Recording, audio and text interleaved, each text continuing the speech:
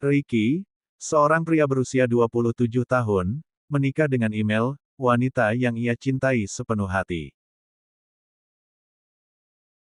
Mereka baru menikah setahun yang lalu dan tinggal di sebuah rumah sederhana di pinggiran kota. Email adalah wanita yang lembut, penyayang, dan penuh perhatian. Hubungan mereka berjalan harmonis meski email sering sibuk dengan pekerjaannya sebagai seorang perawat. Karena kesibukan itu, ibunya, Bu Shirley, sering datang untuk membantu pekerjaan rumah tangga. Bu Shirley, wanita parubaya berusia 40 tahun, masih terlihat anggun dan terawat. Penampilannya jauh dari kesan seorang ibu rumah tangga biasa. Ia selalu berpakaian rapi, mengenakan parfum yang mahal, dan memiliki senyuman yang memikat. Namun, di balik sikap ramahnya, ada sesuatu yang perlahan-lahan membuat Ricky merasa tidak nyaman. Semua bermula dari hal-hal kecil. Saat email sedang dinas malam, Bu Shirley sering mengajak Ricky makan malam berdua di rumah. Awalnya, Ricky merasa hal itu biasa saja. Namun, cara Bu Shirley berbicara dengannya mulai terasa berbeda. Ia sering melontarkan pujian-pujian yang terdengar berlebihan. "Ricky, kamu ini luar biasa. Email sangat beruntung punya suami setampan dan sebaik kamu," ucap Bu Shirley suatu malam, sambil menatapnya dengan pandangan yang sulit diartikan. Ricky hanya tersenyum canggung. Ia berpikir mungkin itu hanya cara Bu Shirley mengekspresikan rasa sayangnya sebagai seorang ibu mertua. Namun, semakin hari, sikap Bu Shirley semakin membuatnya resah. Suatu hari, email harus menghadiri seminar selama 3 hari di luar kota. Bu Shirley dengan sukarela tinggal di rumah untuk menemani Ricky. Malam itu, setelah makan malam, Bu Shirley datang ke ruang tamu dengan mengenakan gaun tidur yang tipis dan wangi parfum yang menyengat. "Ricky, kamu pasti lelah bekerja seharian. Mau ibu pijat bahumu?" tanyanya, sambil duduk di sebelah Ricky di sofa. Ricky segera berdiri, merasa tidak nyaman. "Ah, tidak perlu, Bu. Saya baik-baik saja," jawabnya sambil berpura-pura memeriksa ponselnya. Namun, Bu Shirley tidak menyerah. Ia mulai bercerita tentang pernikahannya yang dulu tidak bahagia, mencoba menggiring pembicaraan ke arah yang lebih personal. "Kamu tahu, Ricky, tidak semua pria itu seperti kamu. Dulu, suami ibu tidak pernah peduli seperti kamu. Ibu rasa, andai dulu bertemu pria seperti kamu," ucapnya sambil menyentuh tangan Ricky. Ricky langsung menarik tangannya. "Bu, saya rasa ini tidak pantas," ucapnya tegas, berusaha tetap sopan. Namun, Bu Shirley tersenyum tipis. "Ricky, kamu terlalu polos. Ibu cuma bercanda. Jangan terlalu serius, ya," katanya, seolah-olah tidak terjadi apa-apa. Kejadian itu membuat Ricky semakin gelisah. Ia merasa harus segera membicarakan hal ini dengan email, tetapi takut email tidak percaya atau hubungan mereka dengan Bu Shirley menjadi tegang. Namun, ia sadar bahwa membiarkan hal ini berlarut-larut hanya akan memperburuk keadaan. Ketika email pulang dari seminar, Ricky mengumpulkan keberanian untuk menceritakan semuanya. Awalnya, email terkejut dan sulit mempercayai cerita itu. "Kamu yakin, Mas? Mungkin kamu salah paham," katanya dengan wajah bingung. "Tidak, sayang. Aku tidak mungkin salah. Aku menghormati ibumu, tapi sikapnya sudah melewati batas," jawab Ricky dengan nada serius. Email akhirnya memutuskan untuk berbicara langsung dengan ibunya. Saat konfrontasi terjadi, Bu Shirley awalnya menyangkal. Namun, setelah didesak, ia mengakui bahwa ia memang memiliki perasaan terhadap Ricky. "Maafkan ibu, email. Ibu tidak tahu kenapa bisa merasa seperti ini. Ibu hanya kesepian, ujarnya sambil menangis. Email merasa kecewa, tetapi ia memutuskan untuk memaafkan ibunya dengan syarat Bu Shirley tidak lagi tinggal bersama mereka. Bu Shirley setuju dan memilih pindah ke rumah kakaknya di luar kota. Ricky dan Anissa berhasil melewati ujian ini. Mereka berusaha memperbaiki hubungan mereka dan saling mendukung. Meski peristiwa itu meninggalkan luka, mereka percaya bahwa kejujuran dan komunikasi adalah kunci untuk mempertahankan rumah tangga mereka. Setelah kepindahan Bu Shirley ke luar kota, kehidupan Ricky dan Email perlahan kembali normal. Namun, diam-diam, Ricky merasa ada sesuatu yang berubah. Pesona Bu Shirley yang dulu mengganggunya kini terus terbayang di pikirannya. Meski ia berusaha mengabaikannya, pikirannya sering melayang kembali pada momen-momen singkat ketika Bu Shirley menunjukkan perhatiannya yang berbeda. Bu Shirley, meskipun tinggal jauh, tidak menyerah. Ia tetap menghubungi Ricky melalui pesan singkat. Awalnya, ia hanya mengirimkan pesan-pesan sederhana, seperti menanyakan kabar atau memuji pekerjaan Ricky. Namun, lama-kelamaan, pesannya mulai mengarah pada hal-hal yang lebih pribadi. Ricky, ibu rindu sekali dengan obrolan kita dulu. Rasanya ada yang kurang sejak ibu pindah, tulis Bu Shirley suatu malam. Ricky tidak langsung membalas, tapi hatinya berdebar. Ia tahu bahwa membalas pesan ini adalah keputusan yang salah, tetapi rasa penasaran dan godaan itu terlalu kuat untuk diabaikan. Suatu hari, saat Email sedang bekerja, Ricky menerima telepon dari Bu Shirley. Nada suaranya lembut namun penuh penekanan. Ricky, ibu ada di kota untuk urusan mendadak. Ibu pikir mungkin kita bisa bertemu sebentar, sekadar minum kopi, katanya. Ricky ragu-ragu, tapi akhirnya setuju. Mereka bertemu di sebuah kafe kecil yang cukup jauh dari rumah. Awalnya, pertemuan itu terasa canggung. Namun, seiring berjalannya waktu, obrolan mereka mengalir dengan nyaman. Bu Shirley memanfaatkan setiap kesempatan untuk menyanjung Ricky, membuatnya merasa dihargai dan diinginkan. Ibu tidak pernah bertemu pria seperti kamu, Ricky. Kamu perhatian, sabar, dan sangat dewasa. Kamu tahu, ibu sering berpikir. Andai saja keadaan berbeda, ucap Bu Shirley sambil menatapnya dalam-dalam. Ricky merasa tersanjung, namun juga gelisah. Ia tahu apa yang sedang terjadi, tetapi ia terlalu lemah untuk menolak. Malam itu, sebelum mereka berpisah, Bu Shirley dengan lembut menyentuh tangan Ricky, dan sesuatu dalam dirinya runtuh. Ia tahu, batas telah dilanggar. Setelah pertemuan itu, komunikasi antara Ricky dan Bu Shirley semakin intens. Mereka mulai sering bertemu diam-diam. Awalnya hanya sekadar makan malam atau berbincang, tetapi akhirnya hubungan mereka berubah menjadi lebih intim. Ricky merasa bersalah, tetapi ia tidak mampu menghentikan dirinya. Pesona Bu Shirley yang matang dan pengalamannya membuat Ricky tenggelam dalam hubungan yang penuh gairah, meski ia sadar itu adalah sebuah pengkhianatan besar.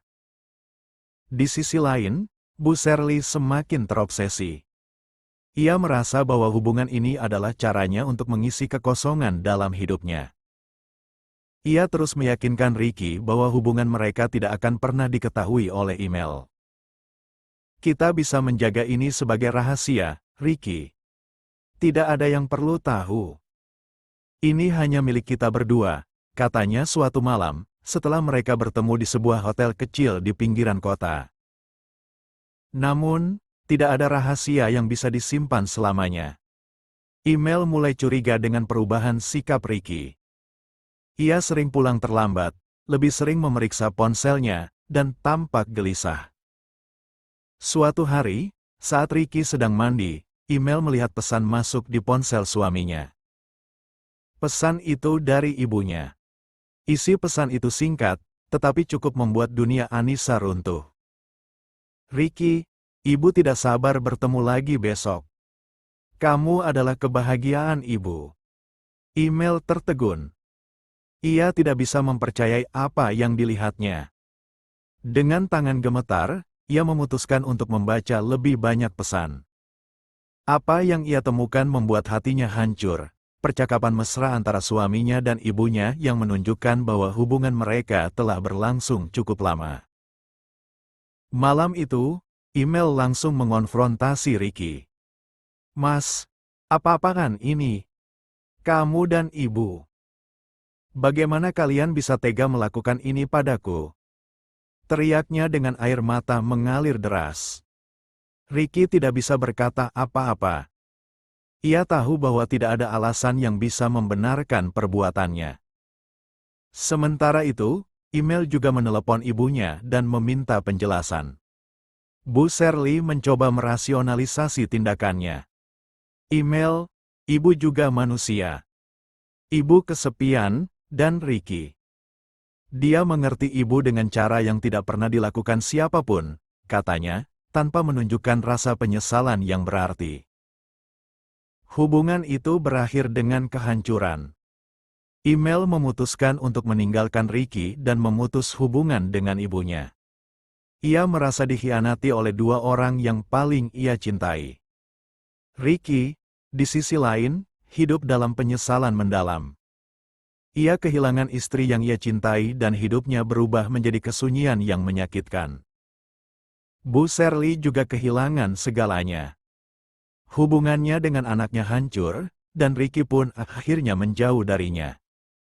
Ia dibiarkan hidup dalam rasa bersalah dan kesepian, menyadari bahwa keputusannya telah menghancurkan keluarga. Setelah email pergi meninggalkannya, Ricky tenggelam dalam penyesalan yang mendalam. Ia sadar bahwa kesalahannya bukan hanya menghancurkan rumah tangga mereka, tetapi juga melukai hati wanita yang ia cintai sepenuh hati. Setiap malam, ia merenung, memikirkan bagaimana hidupnya tanpa email terasa hampa. Ricky mencoba menghubungi email berkali-kali, tetapi wanita itu tidak merespons. Ia mengirim pesan, menulis surat panjang, dan bahkan mengunjungi rumah teman-teman email, berharap bisa bertemu dengannya. Namun, email tetap menjaga jarak. Suatu hari, Ricky memutuskan untuk menemui email di tempat kerjanya. Ia menunggu dengan sabar di luar rumah sakit hingga email selesai bekerja. Ketika email keluar, ia langsung menghadangnya. "Email, tolong beri aku kesempatan bicara. Aku tahu aku salah, tapi aku benar-benar menyesal," ucap Ricky dengan nada memohon. Email memandangnya dengan tatapan dingin. "Mas, apalagi yang mau kamu bicarakan? Bukankah semuanya sudah jelas? Kamu menghancurkan pernikahan kita, dan aku tidak tahu apakah aku bisa mempercayaimu lagi," jawabnya tegas. Ricky mengangguk, menahan air mata. "Aku tidak punya alasan untuk apa yang sudah kulakukan, dan aku tidak akan pernah memaafkan diriku sendiri. Tapi, aku tidak bisa hidup tanpa kamu, Emaila. Aku janji, aku akan berubah. Aku akan melakukan apapun untuk memperbaiki kesalahan ini." Ricky mulai menunjukkan usahanya dengan tindakan nyata. Ia mengunjungi seorang konselor pernikahan sendirian untuk belajar memahami akar kesalahannya. Ia juga mulai aktif mengikuti kegiatan keagamaan, mencoba mendekatkan diri kepada Tuhan untuk memperbaiki moralnya. Setiap minggu, ia mengirimkan surat kepada email, berisi ungkapan penyesalan dan janji untuk berubah. Surat-surat itu tidak selalu dibalas, tetapi ia terus menulis, berharap email suatu saat akan membuka hatinya. Email, di sisi lain, masih dihantui rasa sakit. Namun, perlahan, ia mulai melihat kesungguhan Ricky. Teman-temannya juga mengatakan bahwa Ricky benar-benar berubah. Suatu hari, email akhirnya memutuskan untuk menemui Ricky di sebuah taman tempat mereka dulu sering menghabiskan waktu bersama. Ia ingin mendengar langsung apa yang ingin dikatakan suaminya. "Mas, aku ingin tahu satu hal. Kenapa kamu sampai tergoda? Apa aku tidak cukup bagimu?" tanya email dengan nada terluka. Ricky menggelengkan kepala dengan air mata di matanya. Bukan begitu, sayang. Kamu selalu cukup, bahkan lebih dari cukup. Aku yang lemah, aku yang tidak tahu bagaimana menahan diri. Itu bukan salahmu, itu sepenuhnya salahku. Aku salah karena membiarkan godaan menghancurkan segalanya. Setelah percakapan itu, email tidak langsung memaafkan Ricky. Namun, ia setuju untuk memberinya kesempatan kecil untuk membuktikan kesungguhannya. Mereka mulai bertemu secara perlahan, berbicara tentang perasaan masing-masing, dan mencoba membangun kembali kepercayaan yang telah hilang. Ricky menunjukkan komitmennya dengan tidak lagi berhubungan dengan Bu Shirley. Ia bahkan menemui ibu mertuanya untuk memutuskan segala komunikasi secara tegas. Bu, saya meminta maaf atas semua yang terjadi. Tapi, demi pernikahan saya tidak bisa lagi berhubungan dengan ibu.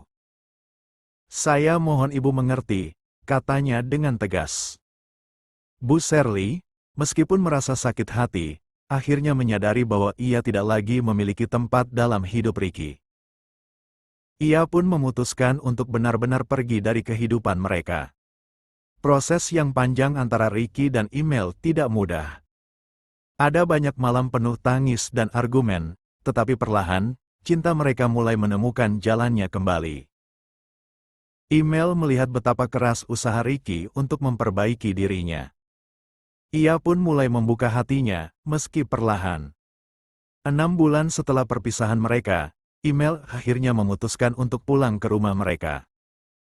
Aku tidak tahu apakah aku sudah sepenuhnya memaafkanmu, Mas. Tapi aku ingin mencoba lagi. Kita bisa mulai dari awal, tapi kamu harus membuktikan bahwa aku tidak salah memberimu kesempatan kedua, katanya. Ricky mengangguk dengan penuh syukur. Terima kasih, sayang. Aku tidak akan mengecewakanmu lagi. Aku akan membuktikan bahwa aku pantas menjadi suamimu. Sejak saat itu, Ricky dan email mulai membangun kembali pernikahan mereka, satu langkah kecil demi satu langkah kecil. Mereka mengikuti konseling pernikahan bersama, memperbaiki komunikasi, dan berusaha saling mendukung. Ricky belajar dari kesalahannya, dan email belajar untuk memberi ruang bagi proses penyembuhan. Meski luka itu mungkin tidak akan pernah sepenuhnya hilang, mereka memilih untuk tidak menyerah pada cinta mereka. Akhirnya, mereka menemukan bahwa meski kepercayaan sulit untuk dipulihkan, cinta yang tulus dan usaha yang nyata dapat membantu mengatasi bahkan luka yang paling dalam. Semoga cerita ini menjadi pelajaran bagi kita. Subscribe channel ini agar tidak ketinggalan cerita selanjutnya.